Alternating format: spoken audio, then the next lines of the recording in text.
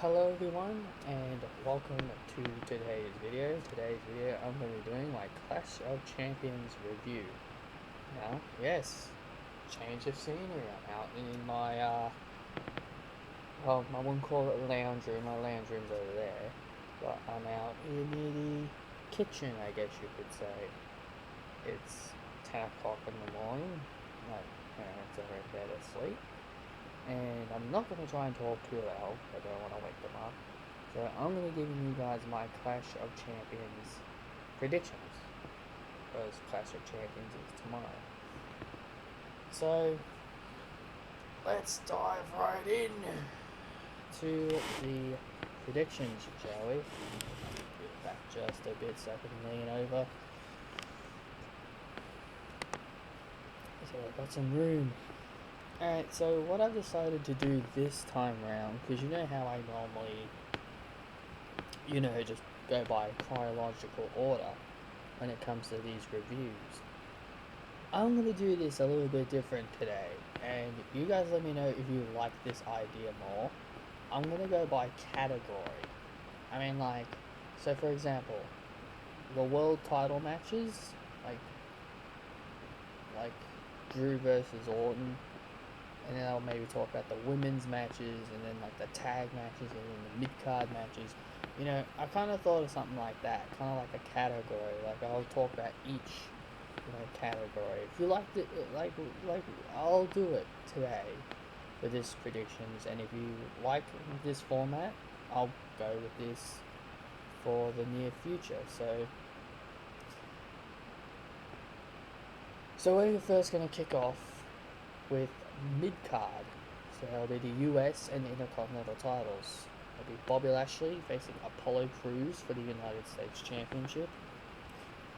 I'm kind of leaning towards Bobby Lashley is going to retain, but at the same time, I'm also thinking, what if Retribution, get involved here? Because Retribution have been, Hurt Business have been getting involved in Retribution's business. Now, every time we think Retribution is going to be at a pay-per-view, they are never there. So, we always think, oh, they're going to be at a pay-per-view. Like, for example, we thought they were going to be at SummerSlam this year. Nothing happened. We thought they were going to be at Payback. Nothing happened. I think now is the perfect time to have them, wreak havoc at the pay-per-view. Because I think it just makes perfect sense to do it now. I just think it makes perfect sense to have them wreak havoc at the pay-per-view. Because why would you have them cause all this chaos and they're not going to do anything at the pay-per-view? A lot that happened on Raw kind of made me think Retribution could get involved in several of these big matches. So if Retribution do get involved, I think we'll have a new US champion in Apollo Crews. But if they're nowhere to be seen, then I say Bobby Lashley retains. Next we'll talk about the Intercontinental Championship match. Jeff Hardy defends the Intercontinental title against Sami Zayn and AJ Styles. I'm still going to go with Sami Zayn. I'm not going to change my mind. I really want Sami Zayn to win back the Intercontinental Championship. I think it's kind of dumb to just, not have him win. I think it'd be kind of stupid if you don't have him win. Like, if they want to save his title win, maybe somewhere down the road, maybe at Hell in a Cell or something, then yeah, sure, whatever. But I just think Sami Zayn needs his title back. I just think Sami Zayn needs to win back that title. This kind of match is made for someone like Sami Zayn. Like, being that corny heel, that that always hides. I like the idea of him being a cowardly heel. Like he just fits it perfectly. Sami Zayn is the a lot of people have said that Sami Zayn's not a good heel, but here's the thing: if Sami Zayn wasn't a good heel, WWE wouldn't keep him as a heel for this long. WWE wouldn't keep Sami as a heel if they knew he was a bad heel. Sami has been a tremendous heel since they turned him in 2016. So it proves over for the last 4 years that he's been a heel, he's been a very good heel. It's proven that he has been a great heel. So I like it. I like that he's a heel, and it really proves that WWE trusts him to be that, that annoying heel.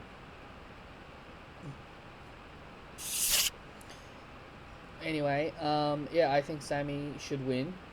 AJ Styles, I think they're probably going to send him back to Raw in the draft whenever that happens. Like, I think they'll either do the draft either before Hell in a Cell or after. I'd wait until after Hell in a Cell to do the draft, but we'll see when they do it. I'll make a draft predictions video as well if you guys are interested in that as well. I'll do like a prediction on who I think will be moved as well. So yeah, I am really looking forward to this IC triple threat because I think this will be a great match. Ladder matches are kind of like one of my favorite matches. Like, ladder matches are always good. Like, they never fail to be exciting. They're just great. So I love ladder matches. So yeah, at the end of the day, I am predicting Sami Zayn to win back the Intercontinental title and become a 2-time Intercontinental champion. Alright, next we're going to talk about the tag team matches, men's. So there'll be the Street Profits versus Angel Garza and Andrade for like the 100th time, I guess, or 1 millionth time, because it feels like a million times. These two teams have been feuding possibly since WrestleMania. Like, I know Andrade was supposed to get that match at WrestleMania, but then they changed it to Austin Theory. But I'm just thinking to myself, God, these guys have been feuding since WrestleMania. This needs to end. And with Andrade and Angel Garza, by themselves now, they don't have Selena Vega. I find it funny that they were arguing last week. Selena Vega leaves them, and then now they're good friends, and now they're getting along. See, this is the thing I don't like about WWE. The thing is that they need to make up their minds. Are Andrade and Angel Garza friends, or do they hate each other? Like, they need to make up their mind. You can't just have them, hot potato. You can't just have them hot potato back and forth. This is WWE's chance now to make up their decision with them. Are they either friends or are they not friends? This is WWE's chance to make that decision. And I think this is good for them. I think this is good for them to not have Zelina Vega with them anymore. Because I just personally think it makes perfect sense. Because look, they won a match without Zelina Vega. And there was no, they didn't argue. There was no Zelina Vega out there to kind of, distract them or anything. So what if this whole time Zelina Vega was the reason that these two couldn't get along? What if they believe that Zelina Vega, constantly screaming in their ear, was the sole reason that they couldn't get along? I don't know. I just think it's kind of weird that they get along now, and then all of a sudden, oh look, Zelina's not with them anymore. Now they're, get back on the same page. WWE just needs to make up their mind. Are they either friends or they're not friends? This is WWE's chance to make that decision.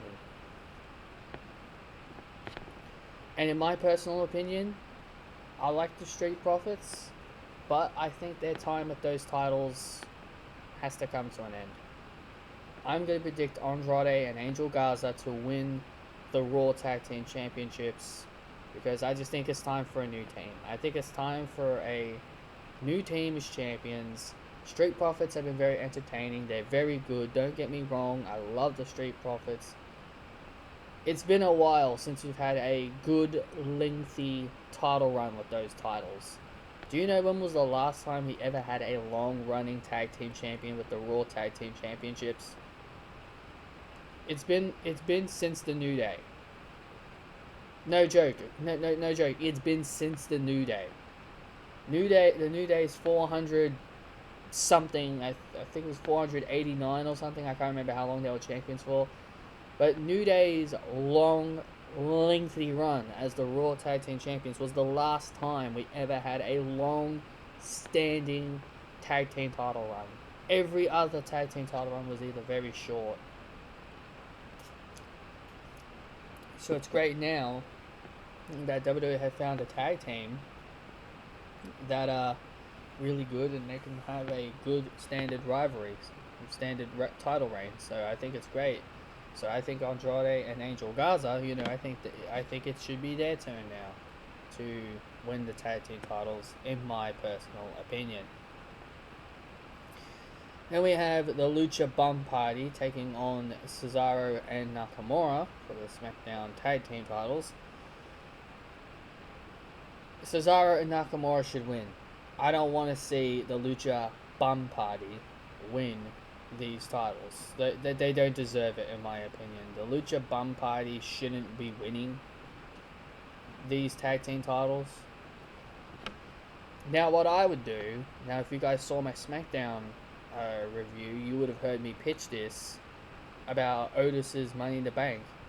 What I would do is that I'd have Otis use that briefcase on Cesaro and Nakamura.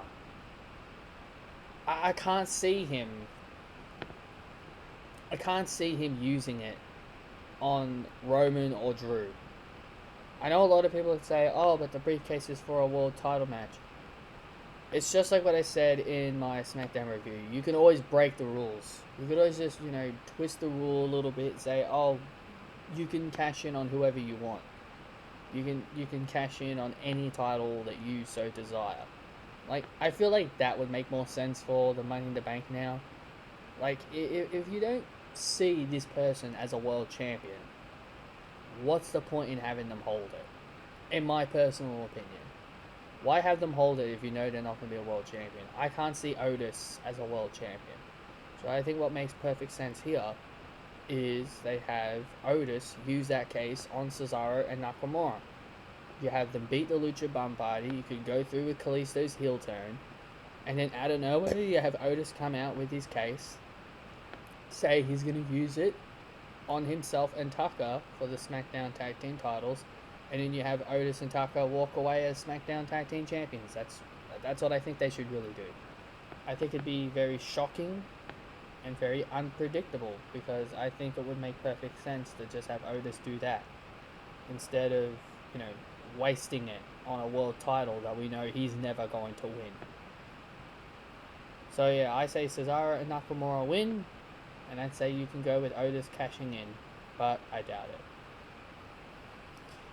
Alright, so our next category, obviously, is going to be the women's matches. So we're going to be starting with Nia Jax and Shayna Baszler defending their women's tag team titles against the Riot Squad, Liv Morgan and Ruby Riott.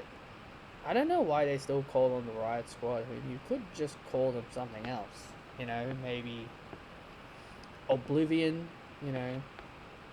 or Live to Riot or something. Like, you could come up with something different, but it's not really a squad without Sarah Logan, if you ask me. But whatever.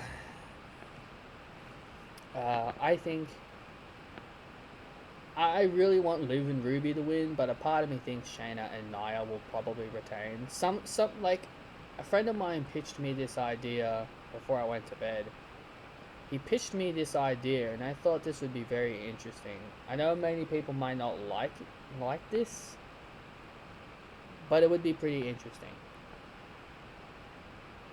One of my friends pitched to me that you could have Charlotte Flair return and cost Nia and Shayna the tag team titles. Now, I think this is very interesting. This is a very interesting idea. But I don't know how like, I can understand storyline wise for Nia Jax. Nia Jax, understandable. It makes perfect sense for her to do it to Nia, because Nia Jax was the one that injured her. But when it comes to Shayna Baszler, I'm like, well, why would she cost Shayna? Like, costing Nia makes sense, but why would she cost Shayna? Like, what did Shayna do? It's an interesting idea, but do I think WWE will do that? Absolutely not. I think Charlotte should stay off TV a little longer. I think Charlotte should not come back until 2021, in my personal opinion. My personal opinion, I don't think Charlotte should return until next year. Unless they really need her for Survivor Series, then I guess you could bring her back. But I think Survivor Series this year is going to be based all around Retribution, not about Raw versus SmackDown. So I think I just say keep Charlotte out for the rest of the year. I'd say just have Riot Squad kind of pull out this fluky win, maybe either have them get a surprise win over the champions, like a roll-up kind of win, or you just have Shayna turn on Nia,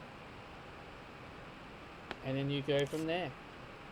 Then you can finally begin their little rivalry, because they don't like each other. So, yeah, I think Liv and Ruby should win. I think Liv and Ruby should win the tag team titles. They deserve it. They deserve it. Nia and Shayna, they've done nothing with those things. They haven't done anything memorable for me to say, oh wow, such amazing champions, I want them to stay champions. No, they haven't done anything to make me excited during their entire reign.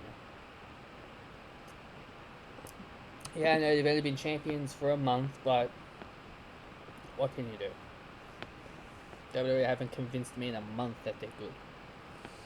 They're just another Cesaro and Sheamus. Asuka versus Zelina Vega for the Raw Women's title. Unfortunately, this is on the pre-show, which sucks, because this match doesn't deserve to be on the pre-show.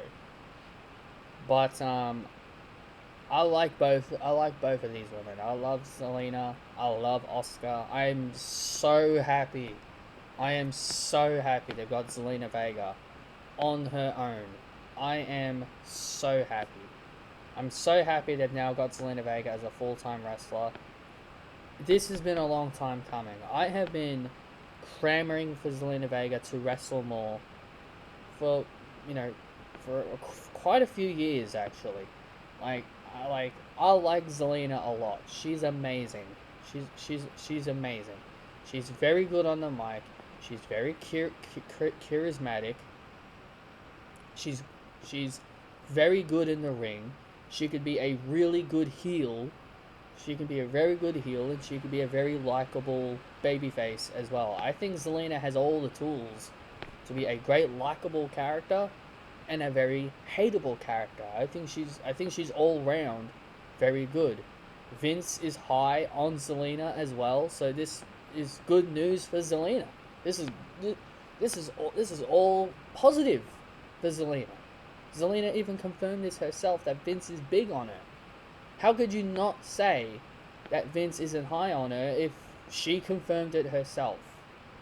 Vince is a big Zelina fan right now, and I don't blame him. I'd be a big Zelina fan too. She's amazing. She's got all the tools you need as a women's wrestler.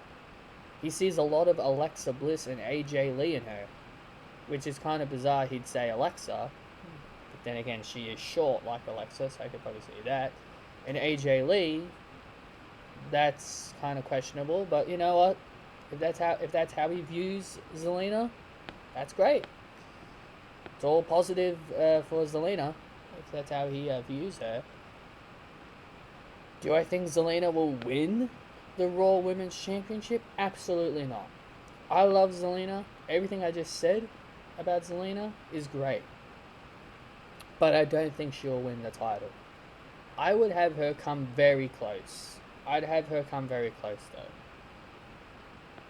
I'd have her come very, very close. And, yeah, that's really all I would do. I'd have her come very close, and I'd have her just fall short. And, maybe you could do a rematch with them in the future. Or you could just do Peyton Royce. You could have Zelina and Peyton fight it out to be the next contender. I don't know, but I'm just saying, I think at Clash of Champions, I think Zelina Vega should put up a hell of an effort against Asuka. I've been hearing a lot of people saying they just want Asuka to squash Zelina Vega. You shouldn't be doing that. This is a title match. I'm sorry, this is a championship match. You should not be treating your championship matches as squashes. You shouldn't be treating your championship matches as squashes. They're big deals. These are big matches. You got to treat them as championship matches. If it was just a random Raw and there was no title on the line, then yeah, okay. But as I said, Vince is high on Selena, so why would he squash someone he's high on? Why would he just say, yeah, I might be high on you, but I'm just going to have Asuka completely kill you in that ring? So, yeah. It doesn't make sense to just have this as a squash match. Pre-show doesn't normally have a lot of time, so whatever amount of time they are given, I really hope they have Selena Vega really showcase what she's capable of. I really want them to showcase Selena Vega, so that way people can understand why I view her as a future women's champion in WWE. So I say Asuka wins, and then maybe could move Asuka on to Peyton Royce, but we'll see. And then finally, we'll talk about Bayley versus Nikki Cross for the SmackDown Women's title. Bayley wins. I mean, there's really nothing for me to talk about in this match. I mean, what do you want me to say? Does Nikki Cross have a chance? No, of course she doesn't. Nikki Cross has no chance of winning the title. No way. She's got a 0% chance. There's no way she is winning at Clash of Champions. Nikki is just filler. She's just filler. That's all she is. She's just a placeholder until Sasha Banks comes back. And I think Sasha Banks will come back here at Clash of Champions. Whether she runs in, causes a DQ, or Bayley... Well, I don't think you need to do a DQ in this match. What I would do is I just have Bayley beat Nikki Cross decisively. Decisive victory. I just have Bayley decisively defeat Nikki Cross, and you kind of have Bayley do the same thing. You have her kind of tease the same thing that she did to Sasha, put the chair around Nikki's neck, look to stomp it, and then you have Sasha return. Then you set up their match at Hell in a Cell. That's really all I can say here. Like, we all know this is leading towards Sasha, so what's the point in me, theorizing this? Nikki Cross is just a placeholder. That's all she is. Now, finally, we're going to be talking about the final two matches, and that'll be the World Championship matches. We've got Roman Reigns facing Drew McIntyre. Roman Reigns versus Drew McIntyre. Sorry about that. Roman Reigns versus Jey Uso. Jeez, imagine that. Imagine that. Drew versus Reigns. Well, we could get that at Survivor Series, to be fair. But I don't think, like I said, I don't think they'll do Raw versus SmackDown. I think it's going to be all about Retribution, as I said before. So we've got Roman Reigns versus Jey Uso for the Universal Championship. Again, this is another match where I've heard a lot of people say this could be a squash match, just as what I said before with Selena Vega's match with Asuka. Championship matches should not be squashes. They should be taken seriously as legitimate matches. And the way they've been building this up has been very good. I really am enjoying Roman as a heel. I'm enjoying Roman as a heel. He is a fantastic heel. Everyone has been wanting him to be a heel for a long, long time. And it's great to see him as a heel. This is what Roman wanted. Apparently, what I was told, Roman said he'll only come back if he was to turn heel and to be a champion and to have a mouthpiece. And if Vince didn't give him that, then he wouldn't be here right now. So overall, I think Roman as a heel has really been delivering all the right boxes. It has been a home run all the way through. I will definitely say though, I think just having Roman Superman punch Jey was a little underwhelming. I think maybe a spear would have been good, but I think it did its job to give sympathy to Jey Uso. I mean, Jey is such a great, entertaining character. He's a great babyface, even though the Usos are very good heels as well. But I just as what I said before with Selena Vega's match with Asuka, they need to do the same thing here. They need to have Jey Uso come very close. I love those kind of matches where it looks like where a lot of people think that the challenger has absolutely no chance in defeating the champion, but then the challenger, just surprises everyone like, oh my god, he could win here. That's what I want to see. I want to see Jey Uso come so close to winning the Universal Championship, but he just falls short. That's what they need to do. They need to have Jey Uso just come up really short. I think that would be a great story. I think that'd be a great story to have Jey just come up short on winning his first major singles championship. So I think it'd be great. So I think Roman should win in a very good match, and then Randy Orton, and then Roman moves on to Bray Wyatt. And then finally, the main event is Drew McIntyre versus Randy Orton. Now we can finally get to Drew and Randy. I like Drew McIntyre. Don't get me wrong. I really have enjoyed Drew's run as WWE Champion. He's been a very good champion. His promos have been very good. I've really enjoyed a lot about Drew McIntyre. He's had some very decent opponents. He versed Seth first. Yeah, he versed Seth first. Then he went on with Bobby Lashley. And then he versed Dolph. So, yeah. And now he's feuding with Randy. So he's kind of had a bit of mixed opponents. So he's had a bit of a variety of challenges. And, he's had some pretty good matches with all those guys. Yes, even Bobby Lashley, a guy who I don't really like. But, I hate to say this, but I think it is Randy's time. I think it's Randy's time. Drew's had a great run. And this kind of match, having Drew lose a match like this is actually good, because then you don't have to pin him. You don't have to pin him. He doesn't have to count the lights to lose the title. So I think this kind of match could be like a good way to have Drew lose his title. Like I said before with Retribution earlier with Bobby Lashley, you could have Retribution come out and cost, Drew the WWE title. Or you could have Keith Lee. You could have Keith Lee, cost Drew the WWE title. Or you could have Retribution. You could have many ways to have Drew lose his championship.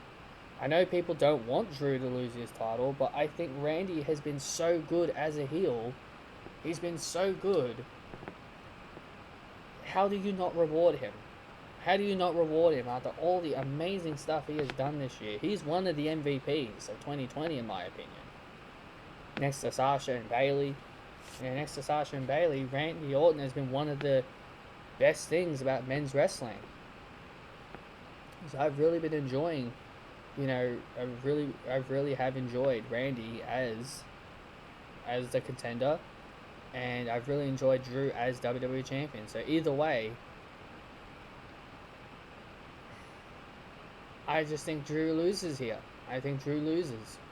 I think either he goes for a Claymore and completely misses, and he goes through the ambulance door and Randy wins, or Retribution or Keith Lee really get involved here. Either way, I don't see this ending in a win for Drew McIntyre. I'll be very surprised if Drew wins, because I just don't think there's any way Drew's winning this. Anyway, guys, yeah, I'm picking Randy to win. I'm sorry to all the Drew McIntyre fans out there, but I'm picking Randy. I have to go with my boy Randy to become WWE Champion. To me, he deserves it. After all the hard work he's done this year, I think he deserves it. Drew has had a great run. He's had a phenomenal run. I've enjoyed Drew's run. I will not be ashamed. I don't think Drew McIntyre fans should be ashamed of having Drew lose his title to Randy Orton. I think it's better than, majority of the people they had him face. Maybe other than Seth, but I wouldn't be ashamed. If you're a Drew McIntyre fan and Drew McIntyre lost his title, I wouldn't be ashamed. I wouldn't be ashamed of him losing it to Randy, especially with how good of a champion Drew has been. I wouldn't be upset. So yeah, I am predicting Randy Orton to win the WWE title. So there you go, guys. That's my predictions for Clash of Champions. I hope you guys enjoyed. Hit that thumbs up, comment your opinions down below, and I'll see you all tomorrow for Clash of Champions.